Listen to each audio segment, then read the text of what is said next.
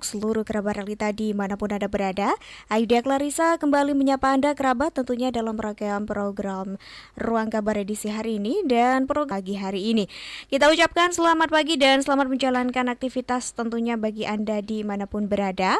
Bersama dengan Ayudia Clarissa, realita kita ingatkan kembali siaran kami hari ini bisa Anda simak dan juga saksikan via streaming di YouTube kami di Realita Official. Kerabat realita juga yang ingin menyampaikan beberapa informasi maupun ingin melakukan diskusi juga bersama dengan narasumber kita bisa menghubungi di layanan telepon dan WhatsApp kami di 0878 15891.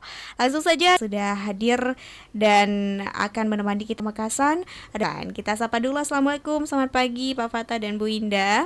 Waalaikumsalam warahmatullahi wabarakatuh. Bagaimana nih kabarnya? Sebelumnya kita bersemangat. Dinas Perikanan dan juga Dinas Ketahanan Pangan dan Pertanian dari Bapak Bupati dan Wakil Bupati Pamekasan. Kita mungkin ke Bu Indah terlebih dahulu ini mengenai bagaimana sih Bu tujuh Kabupaten Pamekasan. Silakan Bu Indah. Baik, terima kasih Mbak Ayu yang Ayu. Nah, Terima jadi kasih. kami Dinas Ketahanan Pangan dan Pertanian Kebijakan itu sejatinya adalah pemantik. Jadi sinergis dengan program Presiden Pertanian dan Ketahanan Pangan dalam rangka swasembada pangan nasional. Berangkat dari program setelahkan hal itu dalam rangka peternakan. Sebagai pemantik antara lain Petani Jaya. Nah, dalam hal ini kami sudah melaksanakan kegiatan panen padi bersama di termasuk para petani bertujuan untuk menyemangati bagaimana ke depan sektor pertanian tanaman pangan khususnya padi ini menjadi program kita bersama untuk ke depan Pamekasan berkomitmen untuk menjadikan sektor tanaman pangan ini sebagai komoditas strategis, menambah luas tanam, menambah luas panen dan menambah produktivitasnya. Dan yang terpenting juga menambah kesejahteraan petani. Untuk peternakan, Pak Bupati bertemu dengan peternak sapi bibit. Nah, kebetulan Kabupaten Pamekasan ini satu-satunya komoditas lokalnya Indonesia di 3 kecamatan di wilayah utara, yaitu dengan bertemu dengan peternak sapi bibit madu merupakan semangat karena pemerintah Kabupaten Pamekasan mempunyai atensi untuk pengembangan sapi Madura ke depan. Dan nah ini belum ada di tempat lain. Jadi Pamekasan mempunyai keunggulan komparatif dalam hal ini ya. Sapi ber-SN ini selanjutnya kami juga melaksanakan kegiatan kemarin dengan Bapak Bupati melaunching ternak hewan kurban sehat. Nah, kemarin kan bahwa Pamekasan ini menjamin ketersediaan ternak kurban yang sehat.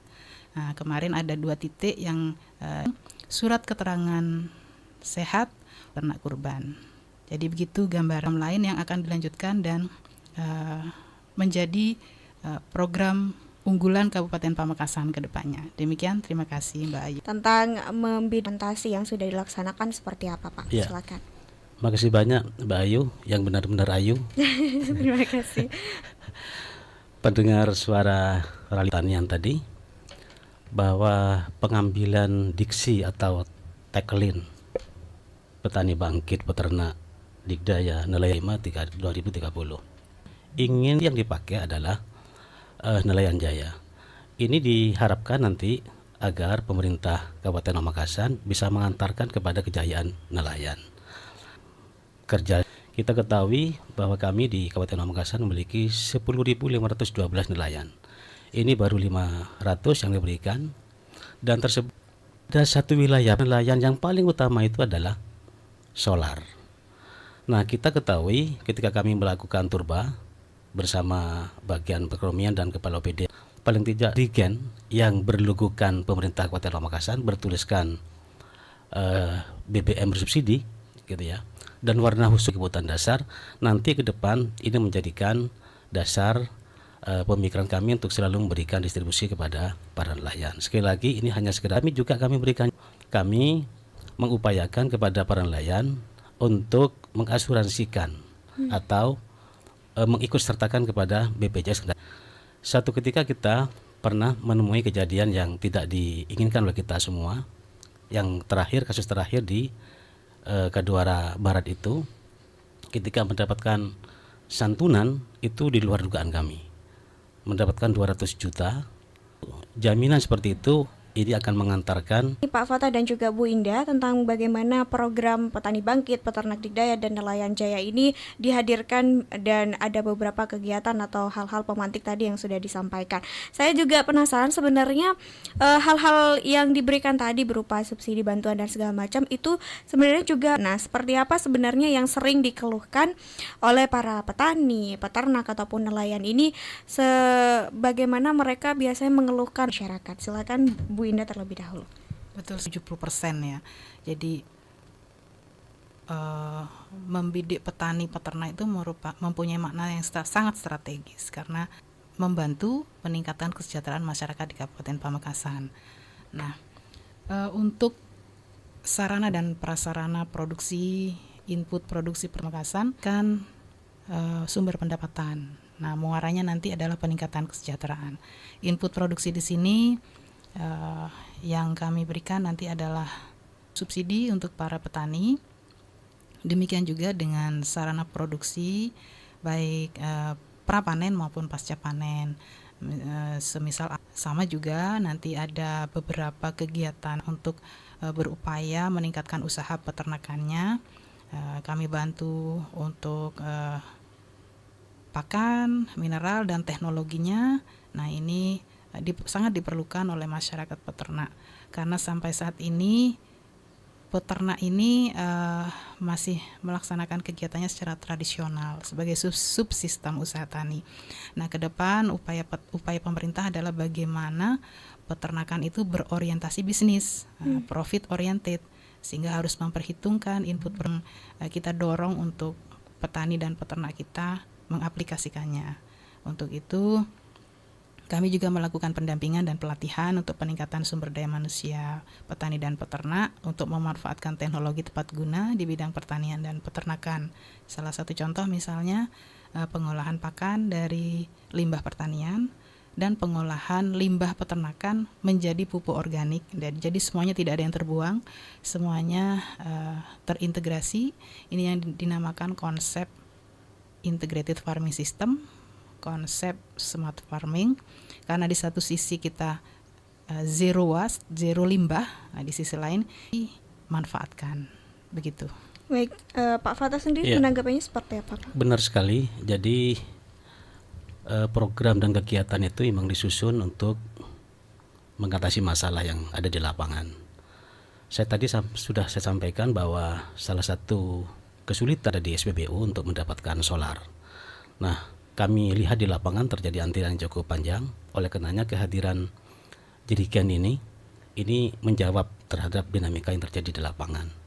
Kemudian kebutuhan yang lain yang dibutuhkan oleh mereka banyak, tidak hanya kebutuhan jerigen, tapi perbaikan mesin kapal misalkan, kemudian jaring juga dibutuhkan, kemudian pengadaan mesin kapalnya sendiri juga dibutuhkan, dan masih banyak, termasuk rumah ikan dan lain sebagainya.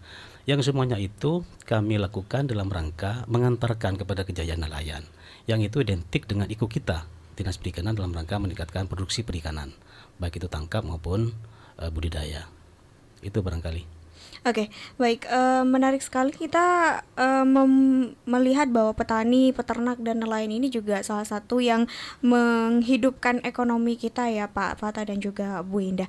Nah, seperti apa kemudian respon dari masyarakat begitu, petani, peternak khususnya dan juga nelayan-nelayan ini ketika mereka mendapatkan bantuan atau subsidi ini? Nah, apakah mereka ini juga ada spesifikasi khususnya, petani seperti apa, peternak seperti apa, atau nelayan seperti apa yang bisa mendapat bantuan atau subsidi dari pemerintah? Bu Indah. Ya, jadi sasaran dari kegiatan dan program kami adalah seluruh masyarakat petani yang dalam hal ini diwadahi dalam kelompok tani dan gabungan kelompok tani. Itu adalah sasaran kami. Perlu diketahui bahwa di Pamekasan ini ada 1034 kelompok tani. Nah, ini yang menjadi sasaran dan mitra kita. Nah, di samping itu ada beberapa pelaku usaha, baik itu swasta, non-profit. Nah, ini nanti menjadi bagian dari upaya kita bersama untuk mengembangkan sektor pertanian. Demikian juga dengan sektor peternakan, sama sasarannya adalah para peternak yang tergabung dalam kelompok tani juga. Nah, biasanya kelompok tani itu selain mempunyai lahan juga mempunyai ternak.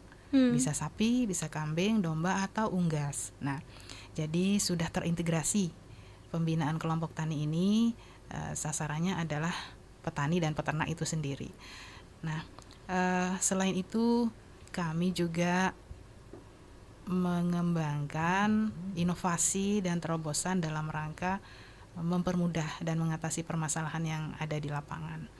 Beberapa inovasi seperti di sektor peternakan ini kami sudah melaksanakan misalnya inseminasi buatan, bagaimana supaya mendorong sapi Madura ini beranak tiap tahun, memperpendek jarak kelahiran. Ini juga sudah kami lakukan dengan sasaran para peternak sapi potong. Juga ada juga inovasi tim bunting serentak, tim buser. Nah, ini pelayanan terpadu. Jadi melayani masyarakat peternak dalam satu waktu untuk beberapa kegiatan. Jadi ini adalah meningkatkan pelayanan sekaligus mempermudah layanan. Selanjutnya ada juga inovasi tentang pengembangan wilayah sumber bibit yang kemarin dapat apresiasi, yaitu Sang Sultan Strategi Pengembangan Sapi Madura Bibit Madura secara simultan. Itu semua kami lakukan dalam rangka mempermudah dan meningkatkan pelayanan kepada para petani dan peternak. Demikian. Pak Fatah, seperti apa? Memang benar bahwa tidak semua nelayan itu mendapatkan bantuan dari kami. Kami memiliki 10.512 yang mana kami mengedepankan mereka yang tergabung dalam KUB, kelompok usaha bersama. Kenapa ini kami lakukan? Di samping kami berikan reward kepada mereka yang tergabung di KUB, dalam hal pendampingan dan pembinaannya lebih mudah karena mereka semuanya terdaftar di KUB itu. Kemudian kriteria yang kedua, mereka harus memiliki kartu kusuka, kartu usaha perikanan. Kemudian yang ketiga, mereka memiliki kapal nelayan maksudnya. Tidak semua nelayan itu memiliki kapal, tetapi mereka yang mendapatkan bantuan kayak Idrigan ini harus memiliki kapal. Dan kapal yang mereka miliki ya tidak besar-besar, maksimal 5 JT ke bawah lah, begitu ya. Itu barangkali beberapa hal kaitannya dengan kriteria calon penerima dan lain sebagainya. Tanggapan dari nelayan sendiri ketika mendapatkan bantuan-bantuan ini, Pak? Tanggapannya alhamdulillah luar biasa. Jadi mereka merasa ada kehadiran pemerintah dalam hal mengatasi dinamika yang terjadi di lapangan. Sebagaimana saya sampaikan tadi di awal, salah satu kendalanya memang ketika mendapatkan solar itu. Nah, sekarang mereka sudah mendapatkan kemudahan dan terus kami lakukan koordinasi dengan 13 SBBU yang ada di Pamekasan untuk memberikan perhatian kaitannya dengan layanan yang diberikan kepada nelayan. Tidak hanya nelayan, termasuk petani juga sama begitu ya. Tetapi kami kan ada di Dinas Perikanan mengedepankan teman-teman nelayan yang ada di lapangan. Oke, tadi sempat berbincang tentang pentingnya asuransi kesehatan untuk para pelaku ekonomi khusus seperti petani, peternak dan juga nelayan ini. Pak Fatah terlebih dahulu, nah seperti apa ini Pak nelayan, bagaimana Bapak melihat pentingnya asuransi kesehatan ini, khususnya memang resiko kerjanya cukup tinggi begitu. Jadi kami melihat kerentanan dalam melaksanakan aktivitas usaha itu memang sangat tinggi ya yang ditemui di tingkat nelayan itu. Mohon maaf jika dibandingkan dengan pekerja yang lain, nelayan memiliki strata paling tinggi barangkali ya, karena ada istilah mental lombak sapu angin begitu ya di laut itu. Ketika mereka melaut memang sudah bismillah itu, jadi nyawa taruhannya. Oleh karenanya pemerintah harus memberikan jaminan. Nah, kami melihat bahwa BPJS yang dilakukan oleh mereka sendiri berdasarkan mandiri, kemandirian itu ada 555 dan kami mencoba untuk tahun ini 500 gitu ya. Dan saya berharap mudah-mudahan nanti ke depan ada tambahan-tambahan untuk kepesertaan BPJS ketenagakerjaan di sektor nelayan ini. Tidak harus dianggarkan dari DAU, mungkin bisa diambilkan dari DBHJHT yang selama ini untuk petani dan lain sebagainya. Itu barangkali. Bu Indah menanggapinya sendiri seperti apa? Perlukah adanya juga asuransi kesehatan untuk para pelaku ekonomi ini? Ya, sepakat, sangat perlu sekali. Jadi bagaimana memberikan jaminan kesehatan dan ketenaga kerjaan untuk para pelaku usaha termasuk di sektor pertanian dalam hal ini. Mungkin ke depan program semacam ini menjadi program prioritas dari pemerintah Kabupaten Pamekasan, sehingga kehadiran pemerintah sebagaimana disampaikan Pak Kadis Perikanan tadi memang betul-betul bisa dirasakan oleh masyarakat, seperti itu. Oke, sejauh ini ada evaluasi atau monitoring kah Pak dan juga Ibu, bagaimana berjalannya bantuan-bantuan ini, sudah tepat sasaran atau tidak, dan dimanfaatkan sudah semaksimal mungkin atau tidak? Bu Indah atau Pak Fato terlebih dahulu? Ya, kami memang diminta maupun tidak harus melakukan evaluasi kaitannya dengan bantuan yang kami berikan itu. Dari awal sudah kami lakukan verifikasi dan validasi gitu ya, untuk melihat tepat tidaknya bantuan itu mengenai sasaran apa tidak. Dan kami di awal konsen bahwa yang mendapatkan memang harus orang-orang yang memang memerlukan gitu. Itu. Ya, jadi monitoring dan evaluasi itu merupakan sesuatu yang wajib kami laksanakan di awal, dalam perjalanan, dan evaluasi di akhir. Jadi itu suatu rangkaian yang nggak bisa dipisahkan gitu.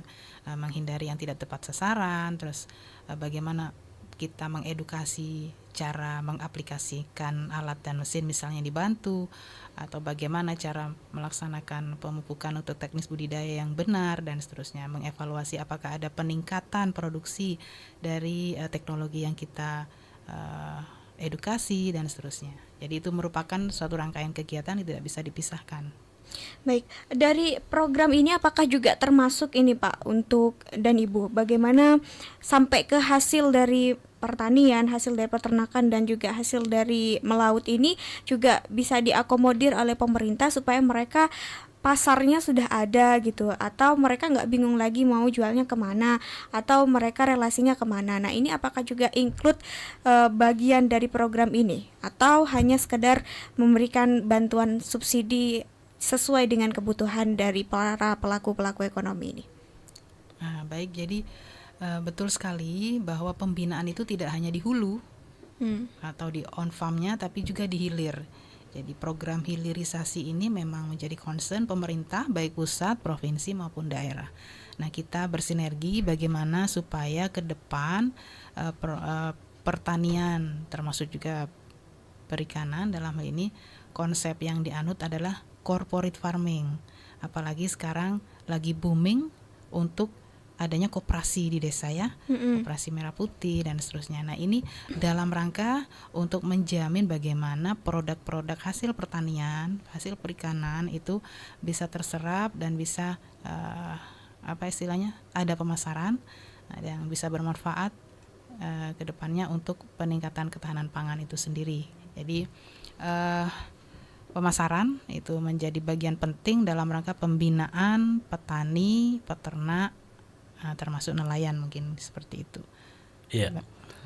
Jadi kaitannya antara produksi dan pemasaran ada dua kata yang tidak bisa dipisahkan gitu ya. Kalau kita lihat produksi perikanan tangkap di tahun 2024 kemarin itu kan 24,9 ribu ton per tahun gitu ya. Ini jauh di atas targetnya hanya 21 ribu ton gitu ya. Apa ini artinya? Bahwa upaya yang kami lakukan dalam hal ini dalam rangka pemberdayaan nelayan itu sudah bagus dan sangat bagus lah begitu ya. Tetapi kami tidak hanya melihat produksi yang begitu besar, tapi dilihat juga dari pemasarannya gitu ya. Nah, kaitannya dengan pemasaran ini ternyata Pamekasan ini kalau kita lihat dari AKI, angka konsumsi ikan, ternyata 67 kilogram per hari per kapita. 67 kilogram per tahun ya per orang gitu ya. Nah, kalau kita berandai-andai lah, andai kata penduduk kita Pamekasan 800 ribu, kita kalikan saja 67 kalikan 800 ribu itu kita muncul di angka 53 juta. Kalau misalkan kita jadikan ribu menjadi 53 ribu ton. Jadi kebutuhan ikan di Pamekasan ternyata jauh sangat lebih besar ketimbang ketersediaan ikannya. Ketersediaan ikan tadi hanya 24,9 ribu, ini kebutuhannya 53 ribu. Oleh karenanya pemasaran ini tidak menjadi kekhawatiran kami, karena ternyata ketersediaannya ikan ini jauh di bawah kebutuhan. Itu. Baik, Pak, silakan Ibu.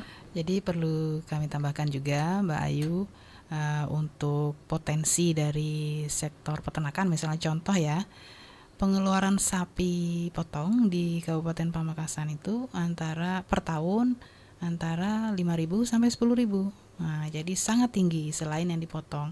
Kalau ini tidak diimbangi dengan peningkatan angka kelahiran dan seterusnya, nah ini akan tergerus habis populasi kita. Makanya potensi kita itu surplus untuk sapi potong dan ternak kecil serta unggas. Nah, kita sudah swasembada lah, intinya seperti itu. Tinggal bagaimana kita meningkatkan produksinya. Untuk tanaman pangan sendiri, misalnya padi, nah ini kita petani kita itu mempunyai kebiasaan untuk hasil panennya disimpan. Jadi sudah punya lumbung pangan sendiri di tingkat keluarga. Namun demikian pemerintah dalam hal ini untuk penyerapan gabah atau hasil panen padi itu sudah menyiapkan skema supaya bisa terserap di Bulog. Nah, jadi petani juga sudah bisa menjual dengan harga yang sudah ditetapkan pemerintah, baik padi maupun jagung. Ini sudah bisa terserap oleh Bulog. Contoh yang lain, komoditas yang lain selain sapi, padi, jagung, kita juga punya tanaman hortikultura yang mempunyai keunggulan-keunggulan juga, dan ini misalnya di Pegantenan ada durian dan seterusnya, itu pasarannya juga sudah jelas gitu maksudnya. Nah, petani-petani hortikultura ini sekarang juga semakin banyak. Di samping buah-buahan juga ada bawang dan tanaman lainnya, misalnya cabai dan tomat, dan sudah ada pasarnya sendiri begitu. Oke, baik, kita masih akan lanjutkan bagaimana tema kita tentang petani bangkit, peternak dikdaya, dan nelayan jaya juga. Masih bersama dengan Kepala Dinas Perikanan Kabupaten Pamekasan dan PLT Kepala Dinas Ketahanan Pangan dan Pertanian Kabupaten Pamekasan. Jadi jangan kemana-mana, kerabat Ralita, Ayuda Clarissa masih akan kembali. Tetap stay tune di 89.1 Ralita FM, ragam hiburan dan informasi. 89,1 Ralita FM Pamekasan.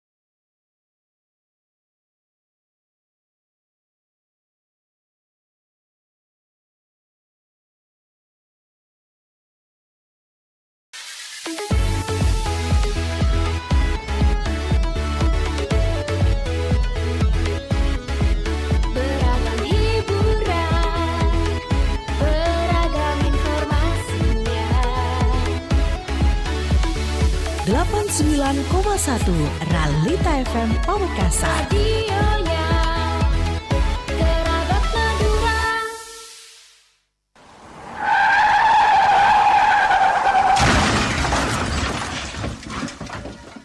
Assalamualaikum warahmatullahi wabarakatuh. Dulur, sederek, taretan, Bapak, Ibu, Mas, dan Mbak warga Jawa Timur. Kami dari Direktorat Lalu Lintas Polda Jawa Timur dan Jasa Raja Cabang Jawa Timur menginformasikan bahwa korban kecelakaan di Jawa Timur sangat tinggi. Setiap hari 14 orang meninggal dunia dan 68 orang luka-luka dirawat di rumah sakit. Untuk itu, kami menghimbau kepada kita semua untuk tertib dan taat berlalu lintas. Sudah banyak korban berjatuhan. Sebagian besar korban meninggal dunia adalah tulang punggung keluarga yang berdampak menimbulkan pemiskinan. Marilah kita menjadi pelopor keselamatan berlalu lintas. Jadikan keselamatan sebagai kebutuhan. Keselamatan nomor 1. Iklan layanan masyarakat ini disampaikan oleh Jasa Harja Pamekasan.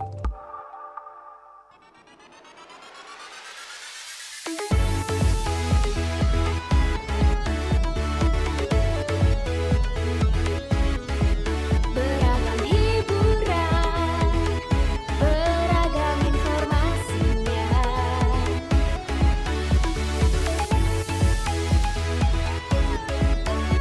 Radionya Kerabat Madura. Selamat pagi Pak Kus, gimana Pak? Kursinya enak, hehe. Baru juga sehari. Bisa aja Pak Anto ini. Gimana? Ada hal apa nih? Ini berkas yang diajukan beberapa vendor untuk pengadaan yang kemarin, mau dilelang atau penunjukan langsung Pak? Coba saya lihat. Vendor yang ini ada paketnya untuk kita Pak, kalau penunjukan langsung, hehe. Wah, menarik nih kalau ada tempelannya gini. Sebentar Pak Anto, ini ada anak saya telepon. Ya, halo Dek. Pagi Ayah, maaf kemarin aku nggak sempat datang ke pelantikan. Selamat ya jabatan barunya. Makasih. Rani selalu doakan agar pekerjaan Ayah bisa lancar, berkah, dan bermanfaat buat banyak orang. Rani doakan agar Ayah selalu dijauhi oleh setan korupsi dan nggak tergoda oleh suap. Ya sudah, Ayah sehat-sehat ya. Nanti Rani telepon lagi. Dah Ayah. Pak, maaf Pak, jadinya gimana? Pak Anto, tolong dilelang saja. Mulai sekarang saya tidak mau ada suap di kantor ini ya. Tanggung jawab adalah salah satu nilai anti korupsi. Tanamkan nilai-nilai anti korupsi mulai dari diri sendiri untuk masa depan Indonesia bersih dari korupsi. Pesan ini disampaikan oleh Komisi Pemberantasan Korupsi.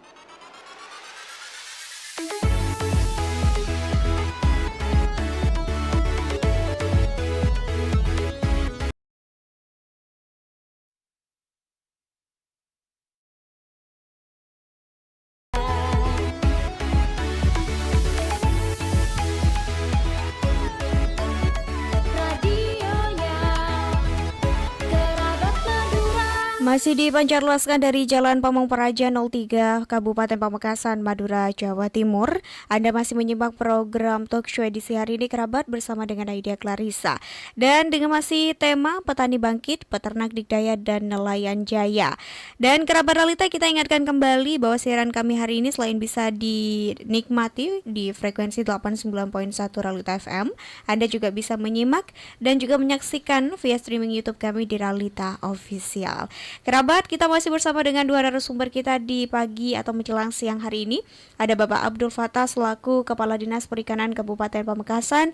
Ada juga Ibu Indah Kurnia Sulistiorini selaku PLT Kepala Dinas Ketahanan Pangan dan Pertanian Kabupaten Pamekasan. Kita bacakan beberapa komen yang masuk ke akun YouTube kami, Bapak Ibu. Ada dari akun Agung Sulaiman ke Bapak Fattah terlebih dahulu. Sudah ada berapa nelayan yang sudah diberikan bantuan? Sekaligus mungkin Pak bisa disampaikan yang proyeksinya nanti akan ditambah berapa lagi nih nelayan kalau memang ada kesempatan untuk bisa menambah begitu. Silakan Pak. Ya, makasih banyak Mas Agus Sulaiman ya. Agung Sulaiman.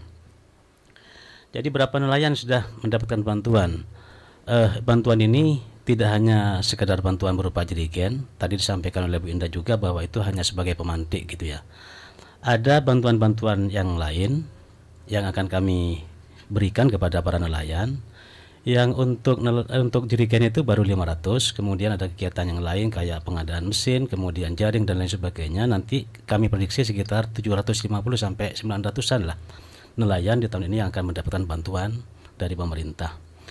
Daerah mana? Daerah kecamatan yang memiliki pantai. Kalau kita lihat daerah-daerah kecamatan yang memiliki pantai itu 4 kecamatan di pantai selatan, Kecamatan Telanakan, Kecamatan Bedemau, Galis dan Larangan, baru kemudian ada 2 kecamatan di pantai utara, Kecamatan Pasian sama Kecamatan Batu Marmar, gitu ya. Nah, ada kegiatan yang lain dari sifatnya sekedar bantuan ini banyak. Kegiatannya adalah kegiatan pendidikan dan pelatihan. Bagaimana caranya agar bisa melakukan penangkapan ikan dengan baik, kan begitu ya.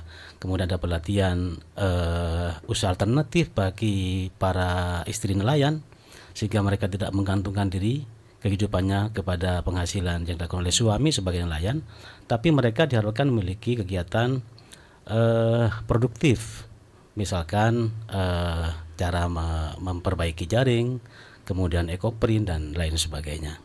Baik, terima kasih Pak Fatah.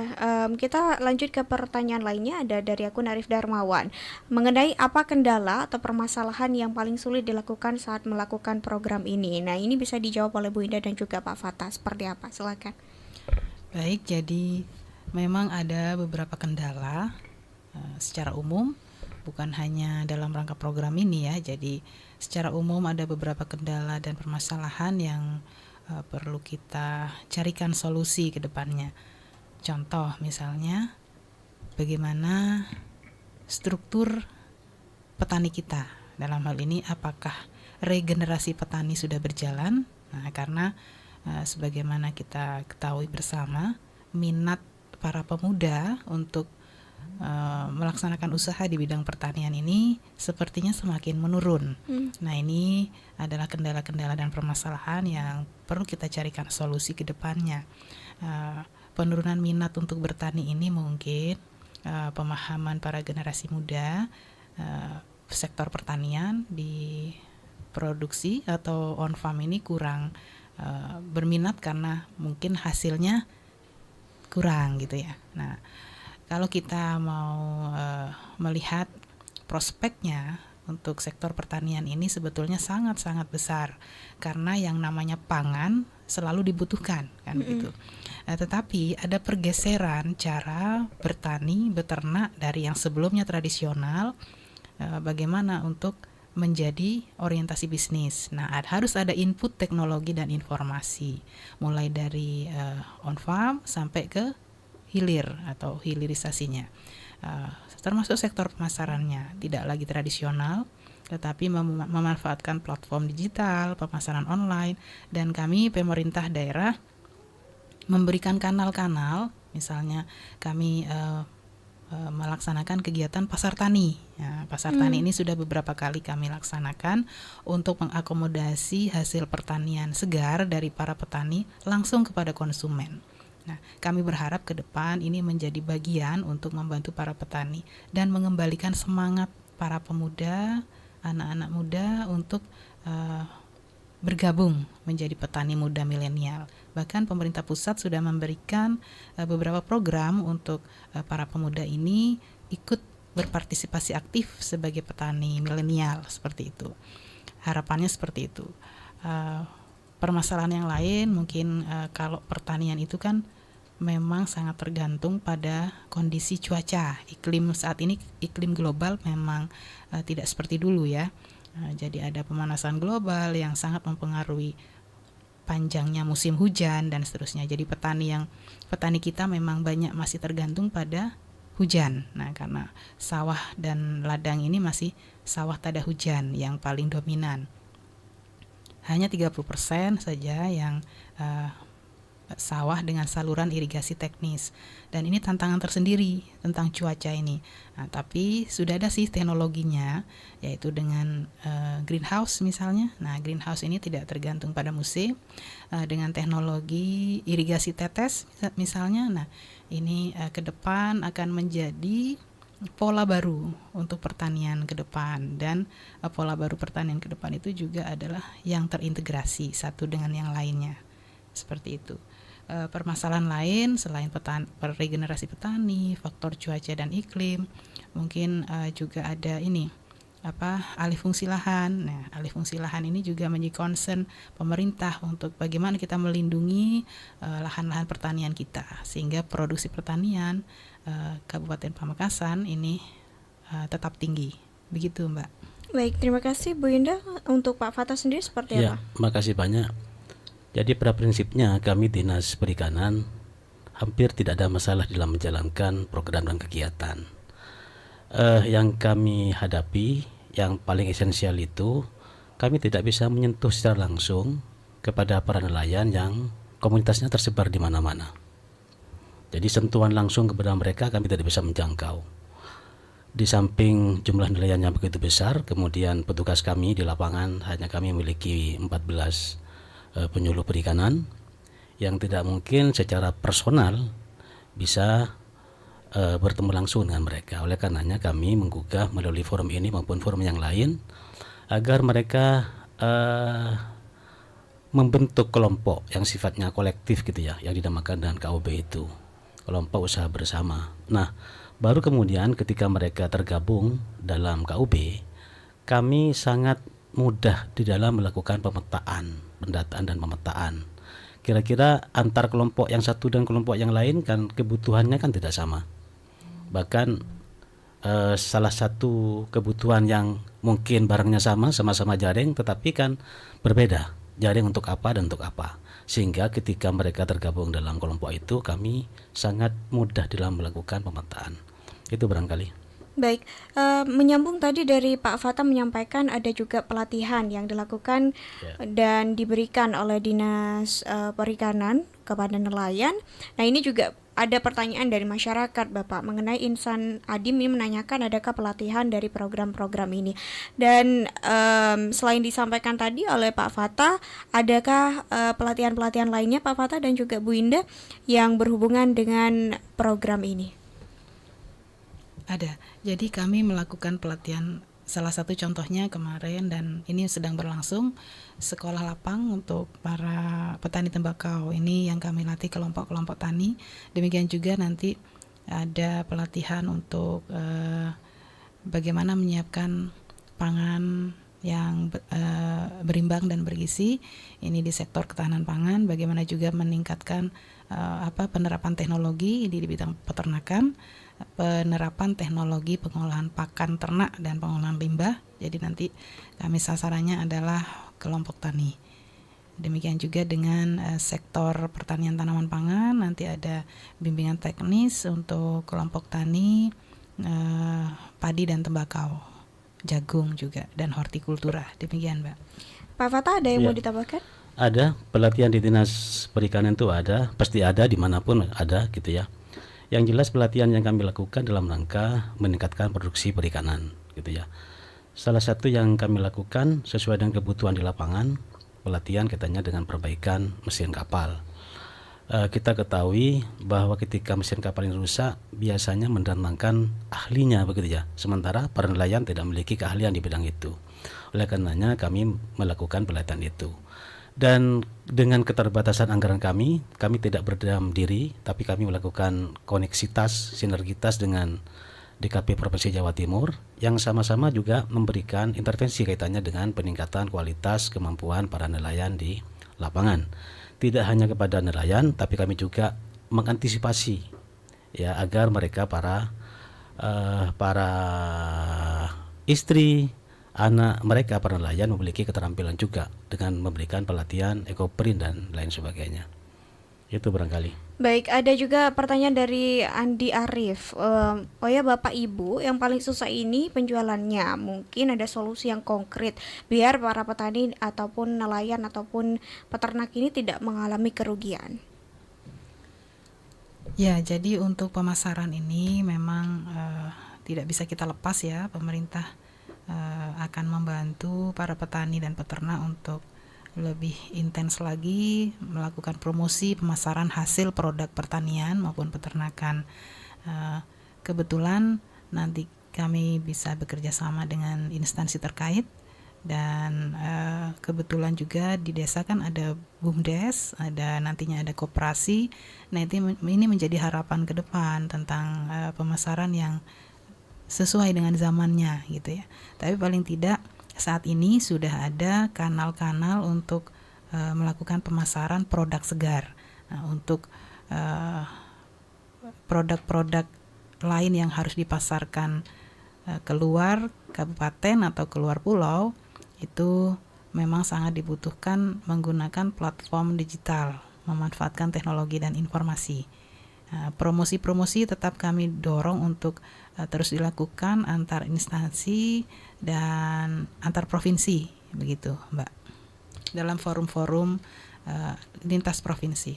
Baik, Pak Fatah? Ya, jadi kaitannya dengan pemasaran, kami memiliki 2 produk sebetulnya, produk perikanan tangkap dan produk perikanan budidaya.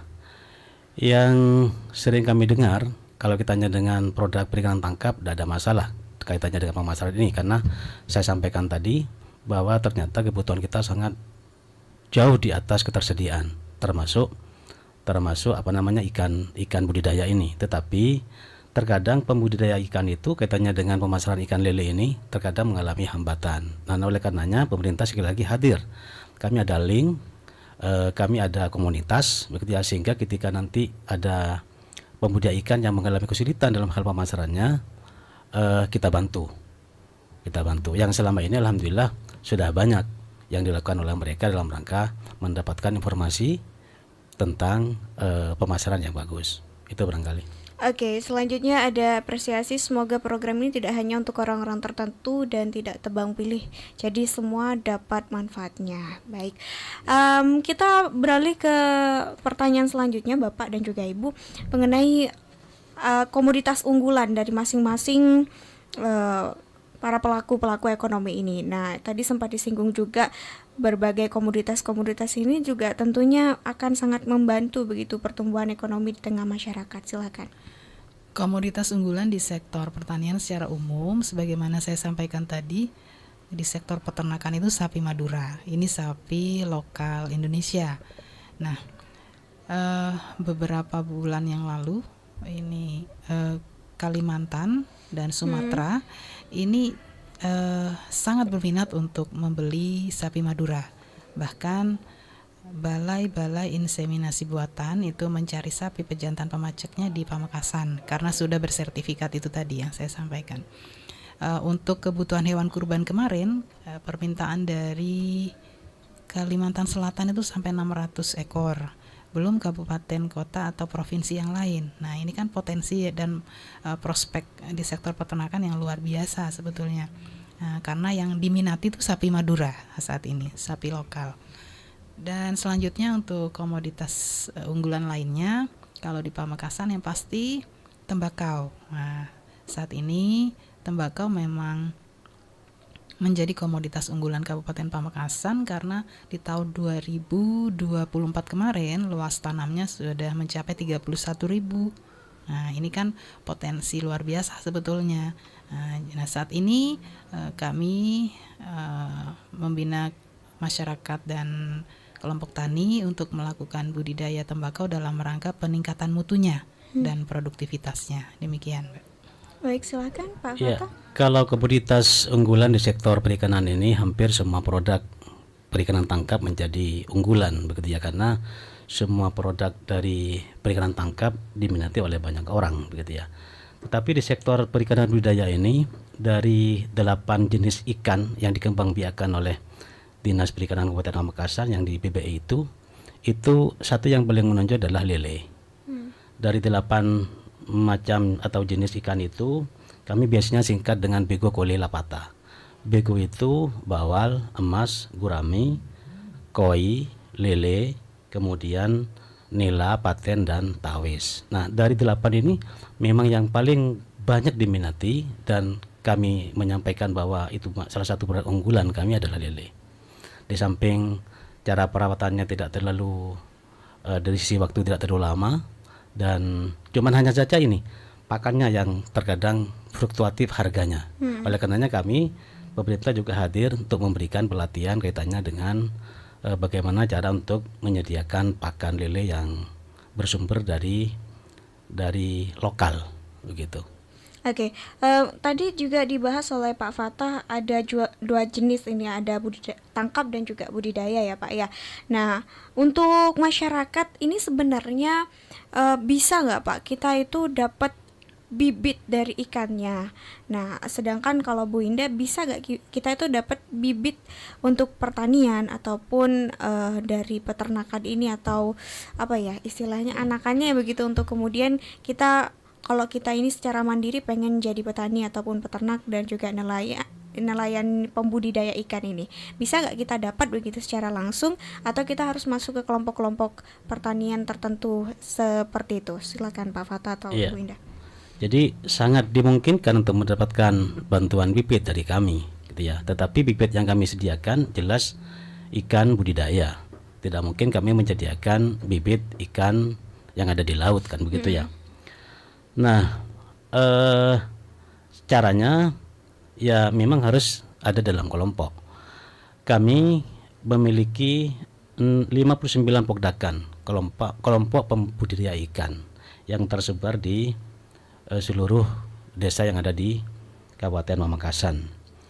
Nah, karena kenapa harus bentuk kelompok seperti yang saya sampaikan tadi, di samping memang aturannya seperti itu, kami lebih mudah melakukan identifikasi, verifikasi dan lain sebagainya begitu ya. Terutama dalam hal pendampingan, kemudian dari kelompok itu banyak sesuatu yang didapat gitu ya. Informasi begitu cepat diserap oleh mereka ketika mereka bergabung dalam satu kelompok dan lain sebagainya, sehingga ini sangat dimungkinkan untuk mendapatkan bantuan gitu ya. Silakan kalau misalkan sifatnya nanti perorangan, ajukan saja permohonan kepada kami, ikan apa yang diinginkan sama mereka gitu ya. Tidak hanya ikannya, tapi kami juga menyediakan yang namanya cetakan kolam yang sifatnya gratis. Jadi kami punya cetakan yang ada di kantor itu, silakan tidak ada sewanya gitu ya, gratis semua. Hanya saja memang bahan bakunya semuanya dari mereka. Kami hanya menyediakan cetakan kolam saja. Itu barangkali. Bu Indah? Jadi sasaran kami sesuai dengan data yang ada adalah 1034 kelompok tani. Silakan Bapak Ibu para petani yang belum tergabung dalam kelompok tani untuk bisa bergabung, karena dengan bergabung dalam kelompok tani ini akan banyak sekali manfaatnya.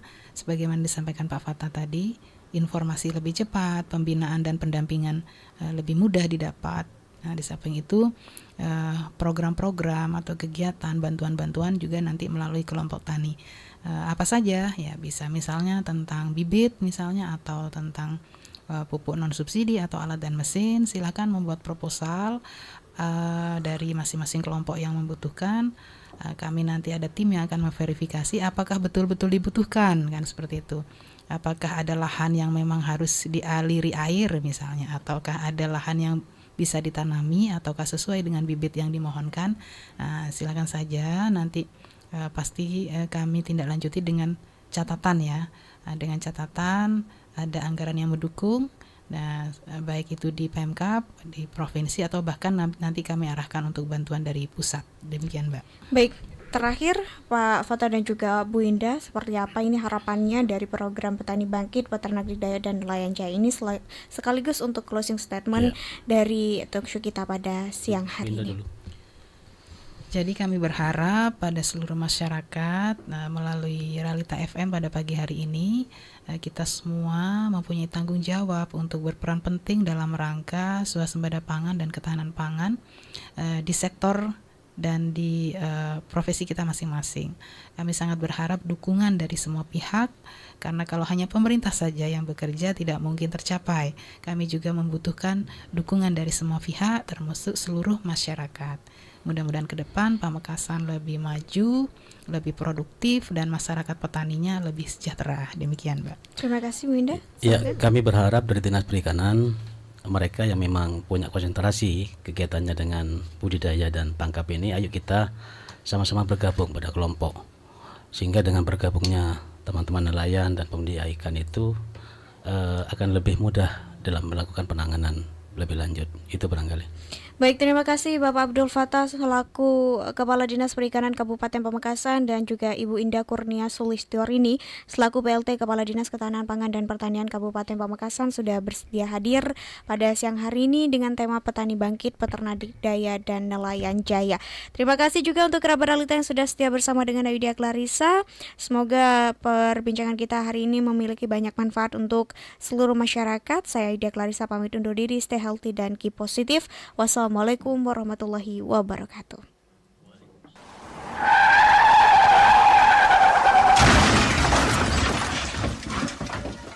Assalamualaikum warahmatullahi wabarakatuh. Dulur, sederek, taretan, Bapak, Ibu, Mas, dan Mbak warga Jawa Timur.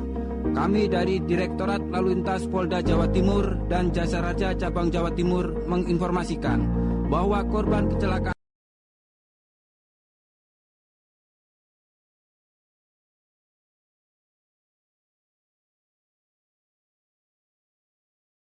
kami menghimbau kepada kita semua untuk tertib dan taat berlalu lintas.